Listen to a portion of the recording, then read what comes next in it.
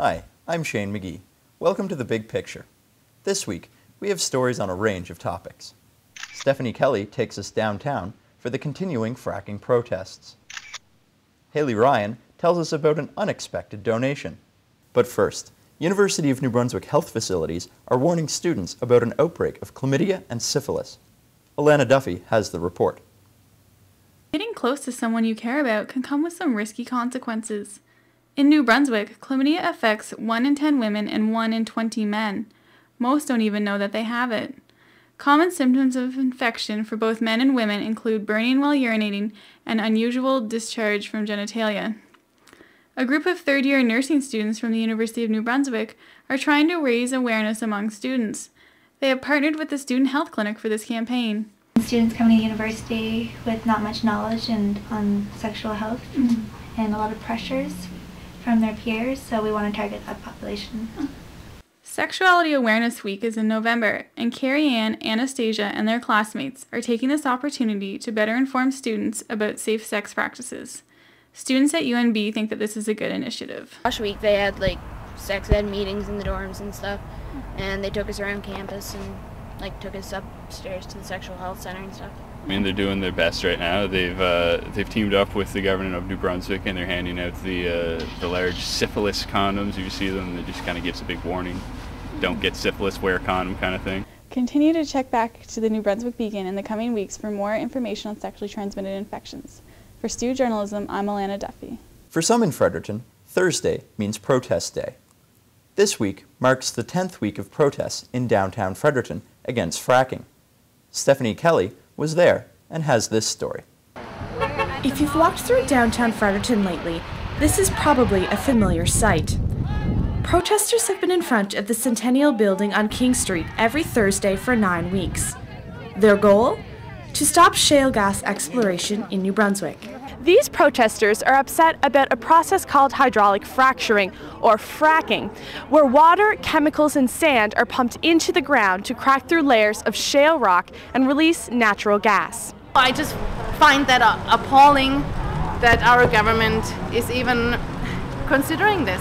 I'm a resident here, therefore I'm affected. Every resident of this province is affected. Protesters say fracking causes things like air pollution and water contamination.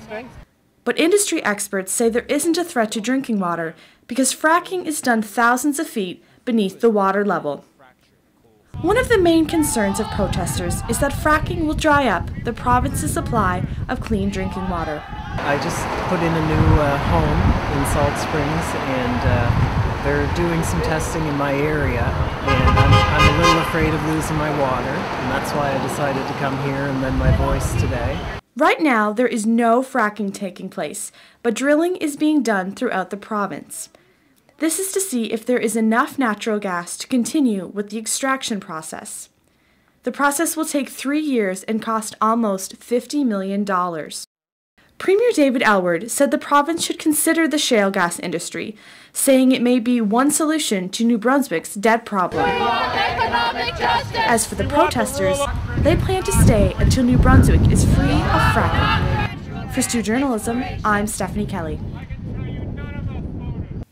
The Oromocto Area SPCA relies on the donations of others to keep its doors open. Today, we have the story of a donation from an unexpected source. Haley Ryan has the story. Without the Oromocto Area SPCA, cats like this one would roam the streets looking for food and shelter. The center runs almost completely on donations, but this jar of change was a first. 2 weeks ago, the SPCA got a donation of $18.81 from the Meeting Place Church in Fredericton. They provide a safe place for up to 50 of the city's homeless and low-income residents. Charlotte McInnes was working when the money from the meeting place was brought in. It was very inspiring. I mean, this is a group of people that they don't have a lot, and yet they're willing to give it up and donate some money to us. I mean, myself and Tracy were almost in tears while they were donating this to us. Since 1999, the Oromocto Area SPCA has provided a temporary home for thousands of animals. They immunize, feed, and care for animals until they're adopted.